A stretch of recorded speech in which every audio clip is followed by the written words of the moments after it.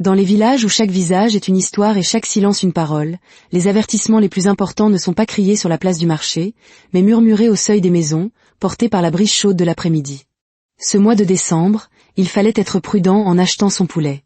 Ce fut la première chose que maman Catchy, la voisine d'Aise, leur lança en faisant irruption dans leur petite concession, un après-midi ensoleillé.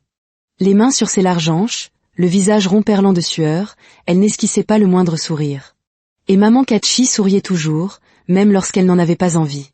Aise, qui lavait ses sandales d'écolier près du petit robinet, leva immédiatement les yeux, sa curiosité piquée au vif. Pourquoi, maman Catchy? Elle secoua la tête et laissa échapper un sifflement de mécontentement. Quelque chose ne tourne pas rond, je vous le dis. Il y a cette nouvelle femme qui vend des poulets. Ces bêtes sont bon marché, mais elles ne se comportent pas comme les autres. Elles ne font même pas de bruit. Aise fronça les sourcils et se redressa. Les poulets ne font pas de bruit? Oui, répondit maman Catchy en se penchant légèrement, comme pour murmurer un secret d'État. Pas un seul son. Pas le moindre caquettement, pas le moindre battement d'ailes. Rien. C'est comme s'ils étaient morts, mais encore debout. Aise ne pouvait détacher son regard d'elle. Des poulets silencieux? Qu'est-ce que cela pouvait bien signifier? Les poulets étaient des animaux bruyants. Même les plus chétifs du marché battaient des ailes et gloussaient comme si leur vie en dépendait. Où est-ce? Demanda Aise, incapable de se retenir. Maman Catchy fit un geste vague en direction de la lisière de la ville. C'est cette nouvelle ferme avicole, la ferme de Madame Félicia. Vous la connaissez, n'est-ce pas? Cette femme qui vient de rentrer de la grande ville. On dit que ses poulets sont les plus gros et les moins chers. Tout le monde se précipite pour en acheter. Alors, quel est le problème?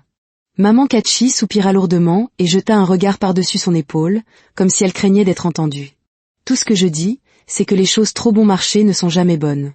Tu peux le dire à ta mère, je sais qu'elle aime faire des économies. Mais moi, je ne fais pas confiance à cette femme. Aise regarda maman Catchy quitter la concession en hâte, marmonnant des histoires de poulets et de malédictions. S'il y avait une chose qu'Aise savait sur maman Catchy, c'était son amour pour les ragots et l'exagération. Parfois, elle inventait même des choses justes pour alimenter la conversation. Des poulets silencieux. Cela ressemblait à une de ses histoires. Pourtant, l'idée ne voulait pas le quitter.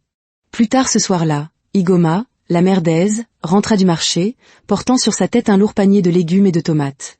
Son foulard était noué serré et son chemisier humide de sueur après la longue marche du retour. Aise courut pour l'aider. « Maman, tu aurais dû m'attendre. » Igoma sourit, fatiguée, en déposant le panier. « Je ne voulais pas te déranger, Aise, tu lavais tes sandales. » Aise ignora la remarque et suivit sa mère dans la cuisine alors qu'elle commençait à déballer les légumes. Il décida de lui raconter ce que maman Catchy avait dit. « Maman, tu as entendu parler de cette nouvelle ferme qui vend des poulets pas chers ?» Igoma s'arrêta une seconde, puis hocha la tête. « Oui, la ferme de Madame Félicia. On dit que ces poulets sont très beaux et que le prix est bon. Pourquoi me demandes-tu cela ?» Aise hésita. Maman Catchy a dit quelque chose d'étrange aujourd'hui. Elle a dit que les poulets ne font aucun bruit. Pas un son. Igoma cessa de déballer. Quelle sorte de discussion est-ce là? C'est comme si les poulets n'étaient pas normaux, ajouta Aise à voix basse. Sa mère se redressa, son visage fatigué s'éclairant d'un petit rire. Aise, toi et maman Catchy, vous êtes pareils. Vous aimez trop écouter les commérages. Des poulets qui ne font pas de bruit, comment est-ce possible? Mais maman, et si c'était vrai? Vrai quoi? Igoma le chassa d'un geste de la main. Les gens de cette ville aiment raconter des bêtises quand ils voient quelqu'un réussir. Madame Félicia vient d'ouvrir sa ferme et maintenant, ils disent que ses poulets sont maudits. Laisse cette affaire. Demain, nous irons là-bas pour acheter notre propre poulet pour Noël. Le cœur d'Aise se serra. Mais maman. Assez, Aise. Trancha Igoma, son ton sans appel. Crois-tu que j'ai de l'argent à gaspiller pour des poulets chers? J'économise depuis des mois pour acheter ce poulet de Noël, et je ne laisserai pas une rumeur m'en empêcher. Tu m'accompagneras demain, et tu verras par toi-même qu'il n'y a rien d'anormal avec ces poulets. Aise voulut argumenter, mais un regard sur le visage de sa mère lui fit comprendre que c'était inutile. Igoma avait pris sa décision, et rien ne pouvait la faire changer d'avis. Pourtant, un petit nœud d'inquiétude se serra dans sa poitrine. Le lendemain matin, Aise et Igoma partirent de bonne heure pour la ferme de Madame Félicia. La route était un chemin étroit et poussiéreux qui sortait de la ville pour s'enfoncer vers une épaisse ligne d'arbres au loin. Aise, dépêche-toi, cria Igoma, marchant devant lui d'un pas rapide. Si nous n'arrivons pas tôt, tous les beaux poulets seront partis. Aise traînait les pieds, ses sandales soulevant de petits nuages de poussière. Plus il s'approchait, plus un silence pesant semblait s'installer. Même les bruits habituels de la ville, les enfants qui jouent, les vendeurs à la criée, commençaient à s'estomper. Lorsqu'ils atteignirent l'entrée de la ferme, Aise s'arrêta net, médusée. La ferme était bien plus grande qu'il ne l'avait imaginé. Des rangées d'immenses cages en bois s'étendaient à perte de vue, remplies de poulets. Au premier abord, tout semblait normal, mais quelque chose dans cet endroit était malsain. C'était trop calme. Il jeta un coup d'œil à sa mère, qui se dirigeait déjà vers Madame Félicia. Celle-ci se tenait sous un petit auvent, avec une table et une balance devant elle. « Bonjour, Madame Félicia », salua Igoma joyeusement. Madame Félicia leva les yeux et sourit chaleureusement. C'était une grande femme à la peau sombre et aux yeux vifs qui semblaient vous transpercer. Elle portait un long pagne fluide et un foulard, tous deux faits de tissu coloré. Son sourire était amical, mais pour Aise, il paraissait un peu trop parfait. « Bonjour, ma sœur », répondit Madame Félicia d'une voix douce. « Tu es venue acheter un poulet pour Noël ? Tu es au bon endroit. »« Oui », dit Igoma en riant. « J'ai entendu dire que vos poulets sont très beaux et très bon marché. » Madame Félicia hocha la tête fièrement et désigna les rangées de cages. « Vois par toi-même. Ces poulets sont sains, gras et parfaits pour Noël. Et tu ne trouveras pas un meilleur prix ailleurs. » Igoma frappa dans ses mains, visiblement ravi. « Aise, va en chercher un gros. Fais vite. » Aise hésita. Il ne voulait pas s'approcher de ces poulets. De là où ils se tenaient, il les voyait dans leur cage, immobiles, leurs plumes propres et brillantes. Mais aucun d'eux ne bougeait, ne caquetait, ne battait même des ailes. On dirait des statues, pensa-t-il. Aise. La voix d'Igoma le tira de ses pensées. À contre-cœur, il s'avança vers les cages. En se rapprochant, sa peau se hérissa et son estomac se noua. Il jeta un coup d'œil dans la première cage et se figea. Les poulets le fixaient. Tous. Ce n'était pas le regard curieux habituel des poulets. Ceux-ci le dévisageaient avec des yeux grands ouverts, fixes, des yeux qui semblaient bien trop humains. Aise recula d'un bond, le souffle coupé. « Maman !» appela Théil. « Qu'y a-t-il » demanda Igoma, impatiente. Il désigna les poulets, les mains tremblantes. « Maman, regarde leurs yeux. Quelque chose ne va pas. » Le sourire de Madame Félicia se crispa très légèrement. « Ah, mon garçon, il n'y a rien d'anormal avec mes poulets. Ils sont juste calmes parce qu'ils sont bien nourris et bien soignés. N'est-ce pas ce que tu veux ?» Aise ouvrit la bouche pour protester, mais Igoma lui lança un regard sévère. « Aise, arrête de me faire honte. Il n'y a rien d'anormal. Va en choisir un, vite. » Aise se retourna vers les cages, le cœur battant. Cette fois, il évita de croiser leurs regards. Il choisit le plus gros poulet qu'il put voir et le désigna. Madame Félicia fit signe à un jeune garçon qui travaillait à la ferme. Il sortit le poulet de la cage. La bête ne se débattit pas, ne battit même pas des ailes. Elle resta simplement assise, silencieuse, dans les mains du garçon, les yeux toujours ouverts et fixes. La peau d'Aise se hérissa de nouveau.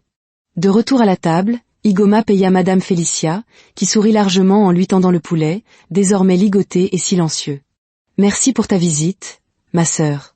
Reviens quand tu veux, mes poulets sont toujours là pour toi. » Igoma hocha la tête et porta le poulet sur son épaule. « Tu vois, Aise, il n'y a rien qui cloche. N'écoute pas les ragots. » Aise ne répondit pas. Il ne pouvait détacher son regard de Madame Félicia, qui leur souriait encore. Ses yeux semblaient plus sombres maintenant, comme si elle savait quelque chose qu'ils ignoraient. Alors qu'il rebroussait chemin, Aise jeta un dernier regard par-dessus son épaule. Les poulets dans les cages le fixaient toujours. Et pour la première fois de sa vie, Aise eut peur d'un poulet. Cette nuit-là, Igoma commença à préparer le ragoût de poulet pour Noël. Aise était assis au bord de son lit, ses pensées tourbillonnant. « Maman Kachi avait raison », se murmura-t-il. « Quelque chose ne va pas avec ces poulets. » Dehors, la nuit était silencieuse, trop silencieuse. Le genre de silence qui vous donne l'impression de ne pas être seul. Aise frissonna et resserra sa couverture autour de lui. Dans sa tête, il revoyait ses poulets, silencieux, le regard fixe, impassible. Et au plus profond de son cœur, il savait que ce n'était pas fini. Aise se réveilla au son de la voix de sa mère l'appelant de la cuisine. L'odeur de l'eau bouillante et des oignons emplit sa chambre, lui retournant l'estomac. Il s'assit lentement, les événements de la veille lui revenant en mémoire. Les poulets, la ferme, leurs yeux. Il secoua la tête comme pour chasser ces images, mais le malaise persistait. « Aise !» La voix d'Igoma retentit de nouveau, plus sèche cette fois. « J'arrive, maman !» cria Aise en se levant. Dans la cuisine, Igoma était déjà à l'œuvre. Elle avait noué son pagne serré autour de sa taille et la sueur brillait sur son front alors qu'elle coupait des légumes. Le poulet, plumé et nettoyé, reposait sur un plateau à côté d'elle. Aise se figea en le voyant. Même sans ses plumes, le poulet avait toujours l'air anormal. Sa peau était pâle, presque trop lisse, et ses yeux, ces mêmes yeux qu'il avait fixés à la ferme le hantaient encore. « Maman, es-tu sûre que ce poulet est sain ?» demanda Aise d'une voix mal assurée. Igoma ne leva pas les yeux. « Aise, qu'est-ce qu'il y a encore ? Pourquoi parles-tu sans cesse de ce poulet ?» Il déglutit difficilement. « C'est juste, il n'a pas l'air normal. Regarde ses yeux. » Igoma s'arrêta de couper et se tourna pour le foudroyer du regard. « Quels yeux ! Le poulet est mort, Aise. Les poulets morts n'ont pas d'yeux qui fonctionnent. Arrête de dire des bêtises. » Aise désigna prudemment le poulet. « Mais maman, n'as-tu pas l'impression qu'il nous regarde ?» Igoma laissa échapper un sifflement sonore et frappa la table de sa main. « Aise, je n'ai pas de temps à perdre avec tes folies ce matin. Si tu ne veux pas manger le poulet, très bien, mais ne gâche pas mon appétit. C'est le poulet de Noël pour lequel j'ai économisé, et il sera délicieux. » Aise voulut répliquer, mais il savait que c'était inutile. Il jeta un dernier regard au poulet et quitta la cuisine, le malaise pesant lourdement sur sa poitrine. Plus tard dans la journée, son meilleur ami, Obina, arriva. Obina était grand et dégingandé, avec un sourire espiègle qui ne semblait jamais le quitter. « Aise !» cria Obina. « Sors avant que je ne boive ce soda tout seul. » Aise sortit, le visage sombre. Obina le remarqua immédiatement. « Qu'est-ce qui ne va pas ? Tu as l'air de quelqu'un à qui on a volé son dernier morceau de viande. » Aise s'assit sur le banc bas près du mur. « C'est ce poulet que ma mère a acheté hier. » Obina haussa un sourcil. « Le poulet ? Qu'est-ce qui lui est arrivé ? Il s'est échappé ? » « Non, » dit lentement Aise. « C'est juste, je ne sais pas comment l'expliquer. Les poulets de cette nouvelle ferme ne sont pas normaux. » Obina se mit à rire. « Aise, tu recommences. Qu'est-ce que tu veux dire ? » Ils se sont mis à parler ligbo. « Je suis sérieux, Obina, » rétorqua-t-il sèchement. « Quand je les ai vus hier, ils se tenaient là, immobiles, sans cacter. Ils me fixaient. Et ce matin, le poulet que ma mère a acheté. Il frissonna. J'avais encore l'impression qu'il me regardait. » Obina cessa de rire et le dévisagea. « Qu'il te regardait ? Tu veux dire, même après avoir été tué ? » « Oui. » Pendant un moment, aucun des deux ne parla. Le sourire enjoué d'Obina avait disparu. « Es-tu sûr de ne pas imaginer des choses ? » « Non, Obina. Je sais ce que j'ai vu et ce que j'ai ressenti. » C'était comme si ces poulets n'étaient pas vraiment vivants. Obina se renversa sur le banc. « Alors, que veux-tu faire ? Dire à ta mère de jeter le poulet ? Tu sais qu'elle ne t'écoutera pas. »« Je sais, » soupira Aise. « Mais je dois comprendre ce qui se passe. » Obina se gratta la tête. « Je ne sais pas pour toi, mais je crois que tu en fais toute une histoire. Les poulets sont juste des poulets. » Le soir, sa mère prépara le ragoût. L'odeur des épices emplit l'air, mais au lieu de lui donner faim, elle lui donna la nausée. « Viens goûter le ragoût, » dit Igoma en lui tendant la cuillère. Aise secoua la tête. « Je n'ai pas faim, maman. » Igoma fronça les sourcils. « Pas faim ? Depuis quand refuses-tu mon ragoût ?» Aise regarda la marmite bouillonnante. La vapeur qui s'en élevait semblait plus sombre, comme si elle transportait quelque chose d'invisible. À contre-cœur, il se leva et goûta. Le ragoût était délicieux, mais il y avait autre chose. Une lourdeur s'installa dans sa poitrine. « Tu vois, » dit Igoma fièrement. « Il n'y a rien d'anormal avec ce poulet. » Cette nuit-là, Aise ne put dormir. Soudain, il entendit un bruit. Un léger grattement. Il se leva et regarda par la fenêtre. Dans la faible lueur de la lune, il vit quelque chose bouger. C'était le poulet. Le même poulet que sa mère avait cuisiné. Il se tenait juste devant la fenêtre, la tête penchée, ses yeux vides le fixant. « Mais comment ?» murmura Aise pour lui-même. Il courut réveiller sa mère. « Maman, le poulet, il est dehors. » Igoma le regarda longuement, puis siffla. « Aise, es-tu devenu fou ? Comment un poulet cuit pourrait-il être dehors? Tu rêves. Je ne rêve pas, cria-t-il. Viens voir. Igoma le suivit, mais quand elle regarda par la fenêtre, il n'y avait rien. Rien que le sol vide et les ombres immobiles. Elle lui tordit légèrement l'oreille. Arrête de déranger mon sommeil avec tes bêtises. Ez regarda une dernière fois. Le poulet avait disparu, mais le sentiment dans sa poitrine était toujours là. Quelque chose n'allait pas, il le savait. Et quoi que ce soit, ce n'était pas fini. Le lendemain matin, Ez raconta tout à Obina. « Tu as vu le poulet devant ta fenêtre ?» demanda Obina, les yeux écarquillés. « Oui, il me fixait. Je n'invente rien. » Obina se gratta la tête. « Mais comment un poulet déjà cuit peut-il revenir ?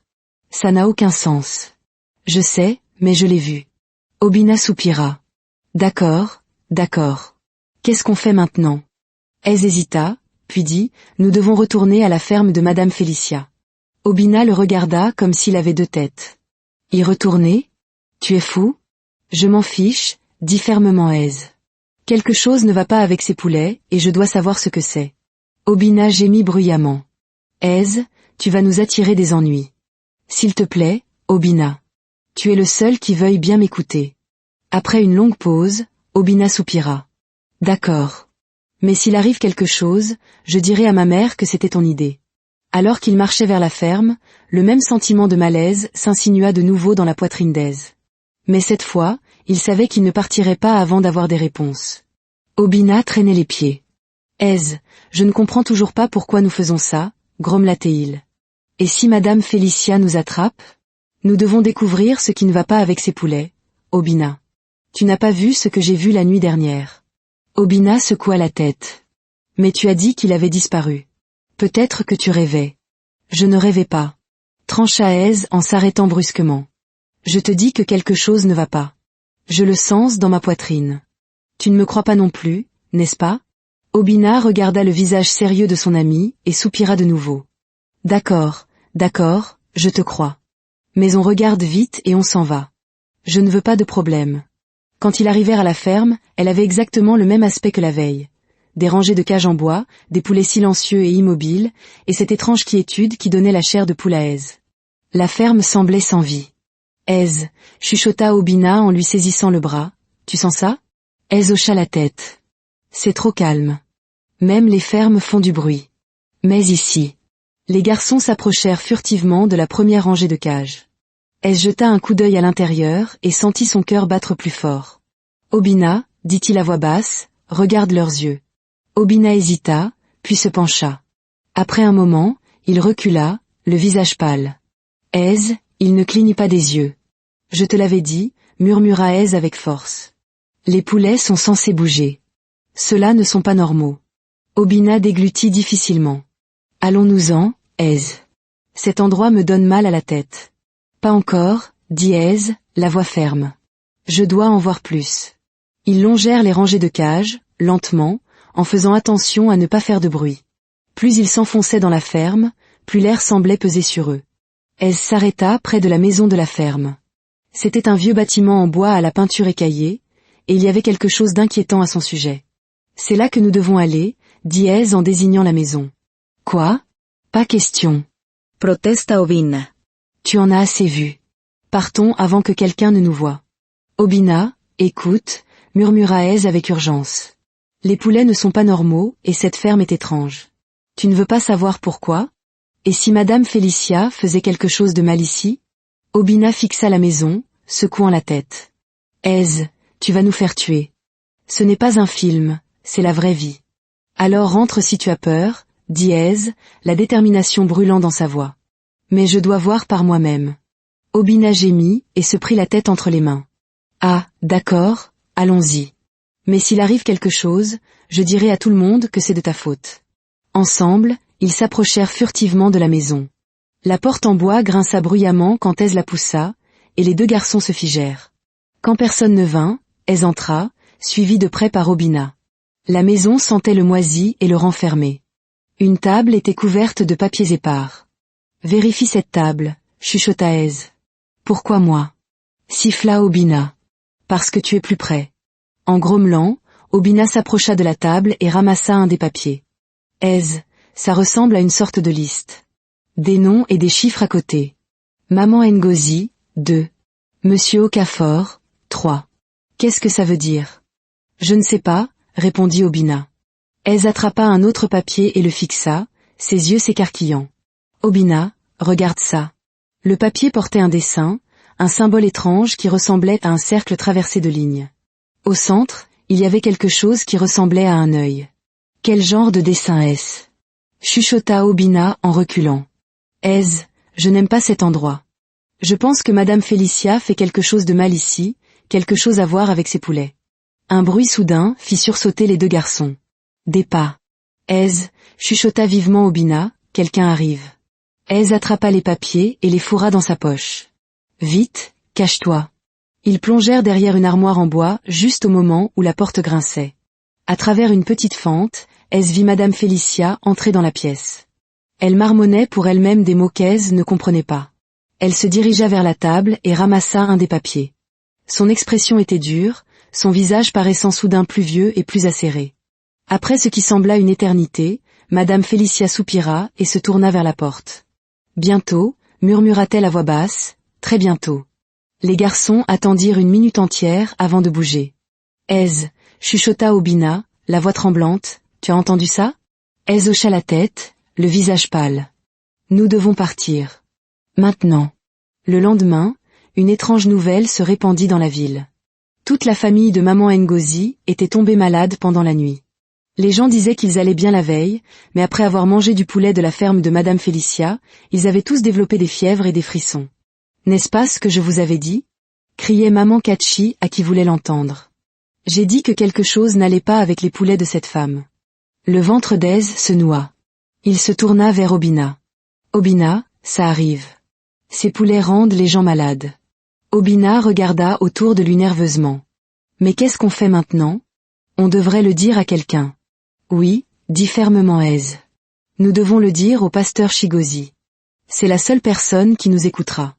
Cet après-midi-là, ils se rendirent à l'église. Le pasteur était un homme plus âgé, aux yeux bienveillants. Pasteur, nous devons vous parler, dit Ez avec urgence. C'est à propos des poulets de Madame Félicia. Le pasteur cessa de balayer et les regarda avec curiosité. Ces poulets? Qu'y a-t-il à leur sujet? Ils ne sont pas normaux, dit Ez entendant les papiers qu'il avait pris. Nous sommes allés à sa ferme et nous avons trouvé ça. Regardez le symbole, pasteur. Et les gens tombent malades après avoir mangé ces poulets. Le pasteur Chigozi prit les papiers et les étudia attentivement. Quand il vit l'étrange symbole, son expression changea. Où avez-vous trouvé ça? Demanda-t-il à voix basse. Dans sa ferme, répondit Ez. Nous l'avons vue là-bas. Elle parlait toute seule, disant quelque chose à propos de bientôt. Pasteur, quelque chose de grave se passe. Nous devons l'arrêter. Le pasteur regarda de nouveau les papiers, le visage sérieux. Finalement, il hocha la tête. Merci de m'avoir prévenu. Rentrez chez vous maintenant et ne parlez à personne de ce que vous avez vu. Je vais m'en occuper. Mais pasteur. Allez, dit fermement le pasteur Chigozi. Je vous promets que je vais m'en charger. Cette nuit-là, Ez était allongée dans son lit, fixant le plafond. Il voulait croire que le pasteur Chigozi réglerait tout, mais au fond de lui, il savait que le pire était à venir. Dehors, la ville était de nouveau silencieuse, trop silencieuse, et Ez ne pouvait se défaire du sentiment que quelque chose de sombre les attendait tous. Ez se réveilla au son de voix fortes devant leur concession. Une petite foule s'était rassemblée. Sa mère, Igoma, se tenait au milieu, les mains sur les hanches, criant sur quelqu'un. Quand Ez se fraya un chemin, ses yeux s'écarquillèrent de choc. Madame Ngozi, leur voisine, se tenait là, l'air faible, les yeux rouges et gonflés. « Tu défends encore cette femme, Igoma » cria Madame Ngozi, la voix brisée. « Je te le dis, ce poulet que tu as acheté chez Madame Félicia n'est pas ordinaire. Il est maléfique. Toute ma famille est malade à cause de ces poulets. » Igoma ricana. « Ngozi, qu'est-ce que tu racontes? Les poulets sont des poulets. Arrête de parler comme une folle. » La voix de Madame Ngozi tremblait. « Tu as un fils, n'est-ce pas? Si quelque chose lui arrive, tu comprendras. Mes enfants sont au lit, frissonnant comme s'ils allaient mourir. » Un murmure parcourut la foule. Ez s'avança, la voix plus forte qu'il ne l'aurait voulu. « Maman, écoute-la. Madame Ngozi a raison. Je t'ai dit qu'il y avait quelque chose qui n'allait pas avec ces poulets. Tous les regards se tournèrent vers lui. Igoma se retourna, le foudroyant du regard. Aise, vas-tu te taire? Qu'est-ce que tu connais au poulet? Rentre à l'intérieur avant que je ne te fouette ici même. La colère monta en Aise. Maman, je ne mens pas. Tu l'as vu aussi. Ce poulet n'était pas normal. Assez, Aise. Cria Igoma. Arrête de dire des bêtises. Plus tard dans la journée, Aise était assis avec Obina sous le manguier. Aise, ça s'aggrave, dit Obina. Mon oncle m'a dit que 2 autres familles sont malades. Elles ont toutes acheté des poulets chez Madame Félicia. Alors pourquoi personne ne fait rien? Les gens ne veulent pas y croire. Ils disent que c'est une intoxication alimentaire ou la malchance. Ce n'est pas la malchance, rétorqua Aise. Nous savons ce que nous avons vu à cette ferme. Madame Félicia fait quelque chose de mal, j'en suis sûre. Obina soupira. Aise, nous ne sommes que des enfants. Personne ne nous écoutera. Même le pasteur Shigozi a dit qu'il s'en occuperait, mais rien ne s'est passé. Et si on allait lui reparler? Demanda soudain Aise. L'église était silencieuse quand ils arrivèrent. Le pasteur était assis sur un banc, lisant sa Bible. Pasteur, avez-vous regardé les papiers? Avez-vous découvert quelque chose? Le sourire du pasteur s'effaça. Il ferma sa Bible. Asseyez-vous. Garçon, commença-t-il d'une voix sérieuse, j'ai regardé ces papiers et je dois admettre qu'ils sont étranges. Le cœur d'Aise bondit. Alors vous nous croyez? Le pasteur fit une pause. Ce que vous avez fait était dangereux. Vous n'auriez pas dû aller à sa ferme. Je ne veux plus que vous y retourniez. Madame Félicia est une femme respectée dans cette ville, et nous ne pouvons pas l'accuser sans preuve. Aise le regarda, incrédule. Mais pasteur, nous avons des preuves. Les poulets, les papiers, le symbole. Le pasteur secoua la tête. Ce n'est pas suffisant. Les gens diront que nous répandons des rumeurs. Si Madame Félicia fait quelque chose de mal, cela sera révélé au temps de Dieu. Aise bondit sur ses pieds, le visage rouge de frustration. Au temps de Dieu? Les gens tombent malades maintenant, pasteur. Et si quelque chose de pire arrivait? Aise, calme-toi, dit doucement le pasteur. Tu n'es qu'un garçon. Laisse cette affaire aux adultes. Aise avait envie de crier. Obina lui tira le bras.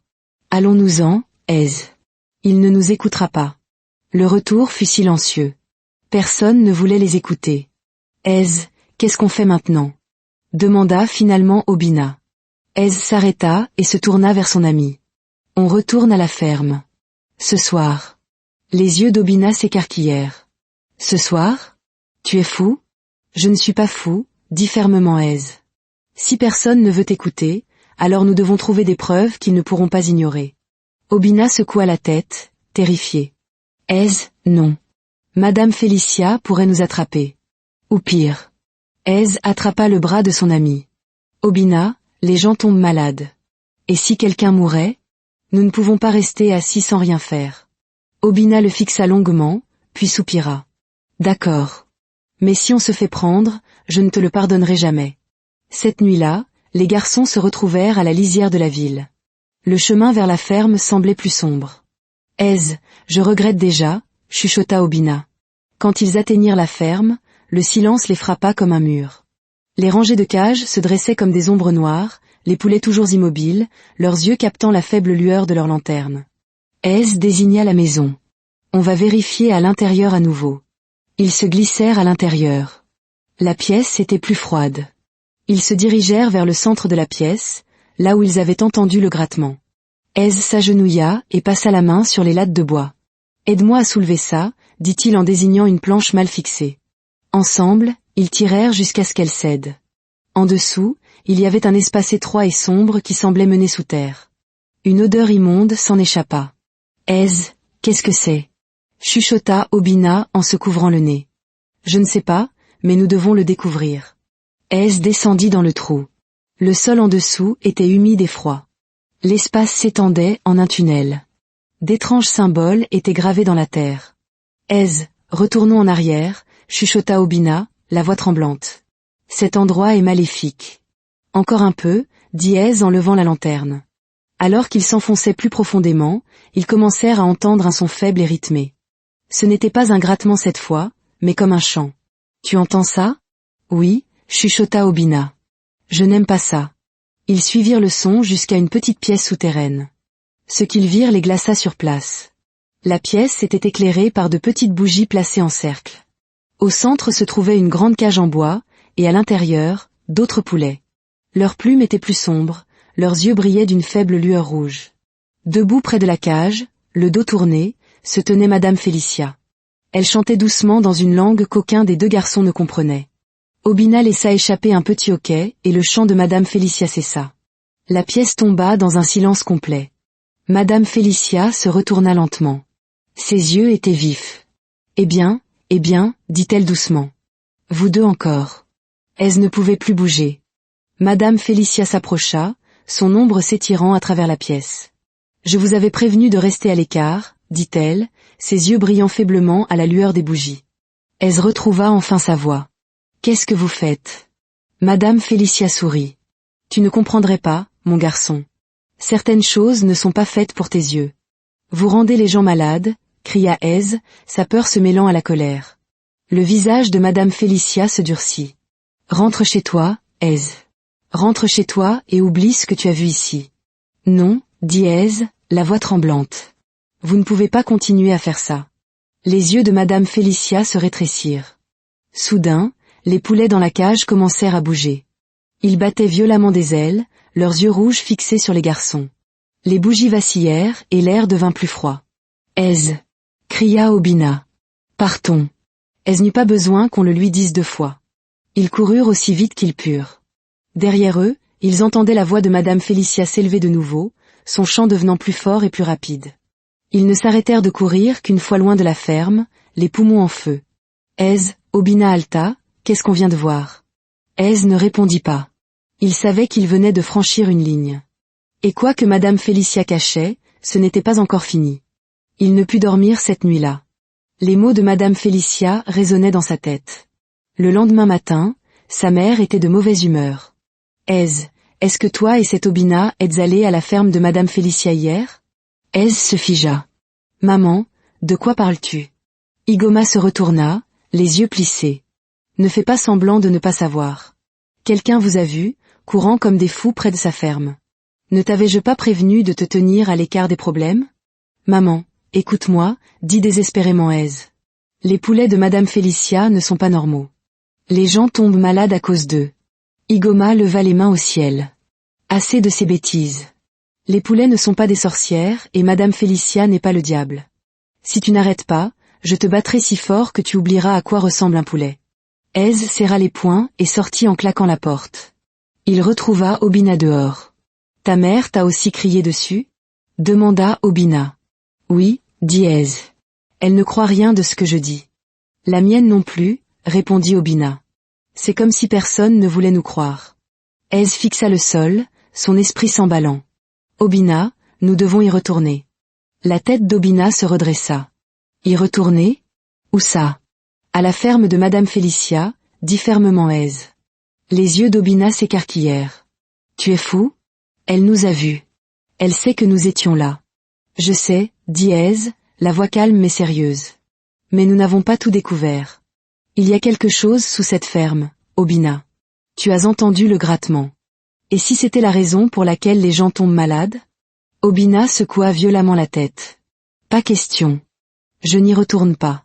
Madame Félicia n'est pas une personne normale. Les adultes ne font rien. Trancha Aise. Si nous ne l'arrêtons pas, qui le fera? Obina le regarda longuement. Finalement, il soupira. D'accord. Mais cette fois, si on voit ou entend quoi que ce soit d'étrange, on court. Pas d'attente. Marché conclu, répondit rapidement Aise. Cette nuit-là, la ferme semblait encore plus effrayante. Ils s'introduisirent de nouveau dans la maison et retirèrent la planche du sol. Aise s'engouffra dans le trou, suivie par Obina. Le tunnel, les symboles, le chant. Tout était là, plus intense que jamais. Ils atteignirent la pièce souterraine. Madame Félicia était là, au centre du cercle de bougies, ses mains se déplaçant lentement dans les airs. Obina laissa échapper un hoquet de surprise. Le chant cessa. La pièce tomba dans un silence de mort.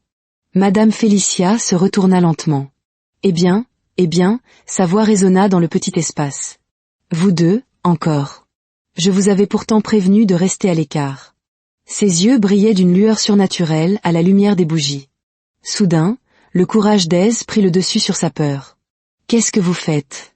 Pourquoi rendez-vous les gens malades? Madame Félicia sourit, mais il n'y avait aucune bonté dans son regard. Tu es courageux, mon garçon. Mais le courage ne te sauvera pas. Les poulets dans la cage s'agitèrent, leurs ailes battant avec une violence inouïe, leurs yeux rouges fixés sur les garçons. L'air devint glacial. Aise, cria Obina. On s'en va. Ils s'enfuirent, le chant de Madame Félicia les poursuivant, plus fort, plus rapide, une incantation maléfique résonnant dans le tunnel. Cette fois, ils ne gardèrent pas le secret. Au petit matin, Aise et Obina coururent directement chez Maman Catchy, tambourinant à sa porte. Maman Catchy, la ferme de Madame Félicia est maudite. Elle fait quelque chose de mal sous terre. Nous l'avons vu de nos propres yeux. Maman Catchy fronça les sourcils, puis son visage s'adoucit. Je viendrai. La nouvelle se répandit comme une traînée de poudre. Bientôt, un groupe de villageois se rassembla. Où nous emmenez-vous? Grommela un homme. À la ferme de Madame Félicia, répondit Aise d'une voix claire. Nous allons tout vous montrer. La foule les suivit. Dans la ferme, ils retirèrent la planche du sol. Des halètements de stupeur remplirent la pièce. Ils descendirent dans le tunnel et atteignirent la salle souterraine. Les bougies étaient toujours là, mais la cage avait disparu. Où est-elle? Balbutia Obina. Regardez les murs. Cria quelqu'un. Les symboles étaient partout, brillant faiblement. Soudain, l'air devint glacial et une voix résonna. Je vous avais prévenu. Les villageois hurlèrent. Aise se retourna brusquement. Madame Félicia se tenait dans l'embrasure de la porte, ses yeux brillant d'un éclat rouge. Vous n'auriez pas dû venir ici, siffla-t-elle. Les bougies s'éteignirent. Tout devint noir. La panique s'empara de la foule. La voix de Madame Félicia résonna de nouveau, venant de partout à la fois. Vous n'auriez pas dû regarder. Aise, dans la confusion, réussit à rallumer sa lanterne. Les villageois se blottirent les uns contre les autres, terrifiés. Madame Félicia avait disparu. Elle reviendra, dit doucement Aise. Elle n'en a pas fini. Les villageois sortirent en courant du tunnel. Dehors, les cages des poulets étaient vides. Toutes.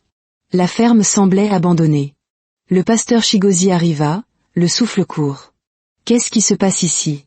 Pasteur, c'est Madame Félicia. Elle fait quelque chose de mal ici. Les garçons avaient raison. Le pasteur regarda la ferme vide, son visage devenant grave. Rentrez chez vous. Priez pour vos familles.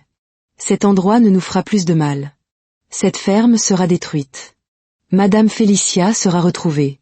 Le lendemain, la foule se rassembla de nouveau devant la ferme maudite. Les hommes transportaient des bidons de kérosène et des allumettes. Le pasteur Chigozi leva sa Bible et pria d'une voix puissante. Père, nous nous tenons ici aujourd'hui pour purifier ce lieu du mal. Que ton feu chasse toutes les ténèbres. Les hommes commencèrent à verser le combustible. L'odeur âcre remplit l'air. L'air devint soudainement plus froid. Un vent violent se leva. Pasteur, appela l'un des hommes, quelque chose se passe. N'ayez pas peur, cria le pasteur. Tenez bon. Puis un son s'éleva, le même chant qu'Aise et Obina avaient entendu dans la salle souterraine. C'est elle, murmura Aise, les yeux écarquillés. Elle est là. À la lisière des arbres, elle apparut. Madame Félicia. Ses yeux brillaient d'un éclat rouge. Vous pensez pouvoir m'arrêter? Sa voix retentit, douce mais claire. Votre mal n'a pas sa place ici, Félicia, répondit le pasteur. Quittez cette ville ou affrontez le jugement de Dieu. Madame Félicia laissa échapper un rire froid. Vous pensez que vos prières peuvent arrêter ce qui a déjà commencé? Les hommes jetèrent leurs allumettes. Les flammes s'élevèrent rapidement, rugissant comme une bête en colère. Le rire de Madame Félicia cessa. Ses yeux se rétrécirent alors que le feu grandissait. Non, cria-t-elle, sa voix se tordant de rage. Vous le regretterez. Tous. Le vent hurla, mais le feu brûla plus fort encore. Madame Félicia recula, son visage déformé par la fureur. Elle pointa un long doigt vers les villageois. Ce n'est pas fini, siffla-t-elle. Vous me reverrez. Sur ces mots, le vent balaya la ferme et Madame Félicia se fondit dans la fumée. Des heures plus tard, il ne restait plus que des cendres. La ferme avait disparu. Pour la première fois depuis des semaines, l'air semblait plus léger. C'est fini, dit le pasteur Chigozi. Le mal est parti avec elle. Les villageois commencèrent à se disperser, le soulagement sur leurs visages. Aise et Obina restèrent là, fixant les décombres. « Tu penses que c'est vraiment fini ?» demanda doucement Obina. Aise ne répondit pas tout de suite. Il regarda vers les arbres où Madame Félicia avait disparu. « Je ne sais pas, dit-il finalement. Mais pour l'instant, nous l'avons arrêtée. » Alors qu'il rentrait au village, Aise jeta un dernier regard en arrière.